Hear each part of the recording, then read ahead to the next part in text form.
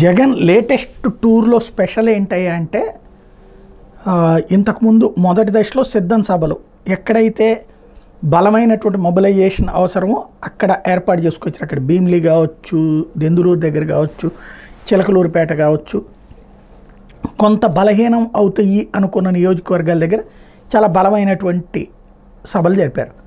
ఆ తర్వాత మేమంతా సిద్ధం సభలు 3-4 నియోజకవర్గాలు టచ్ చేస్తూ, ఒక పార్లమెంట్ నియోజకవర్గంలో 3-4 అసెంబ్లీ నియోజకవర్గాలు టచ్ చేస్తూ చేశారు.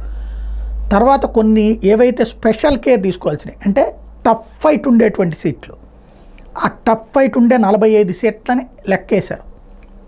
ఆ 45 దగ్గరే ఇప్పుడు జగన్ రోజు తిరుగుతున్నట్టుంది. అదే అసలు రహస్యం. అంటే తెలుగుదేశము లేకపోతే జనసేన స్ట్రాంగ్గా ఉన్నటువంటి సీట్లు అన్నమాట. ఇప్పుడు అక్కడ ప్రత్యేకించి సభలు పెట్టడం ద్వారా అక్కడ భారీ ఎత్తున మొబిలైజేషను, హడావిడి, అందులో కరెక్ట్గా ఎలక్షన్ ముందైతే ఆ టెంపో క్యారీ ఫార్వర్డ్ అవుతుంది అన్నటువంటి ఉద్దేశంతో చేసుకొస్తున్నటువంటిది. అయితే సభలకి జనం ఓట్లేస్తారా లేకపోతే వచ్చిన జనం అంతా ఓట్లేస్తారా అంటే నేను అట్లాంటిదేమీ సర్టిఫై చేయను, లేదా అది నిజమని కూడా నేను నమ్మను. కాకపోతే ఇదే డబ్బులు తీసుకునే వాళ్ళ దగ్గరికి వెళ్తారు, వీళ్ళ దగ్గరికి వస్తారు, డబ్బులు తీసుకుంటారు. కానీ ఓట్లు మళ్ళీ వీళ్ళే ఓటర్లు కాబట్టి వీళ్ళల్లో ఇక్కడికి వచ్చారు కాబట్టి వీళ్ళకే ఓటేస్తారా లేదా అన్నటువంటిది రేపు పొద్దున్న తేలుతుంది.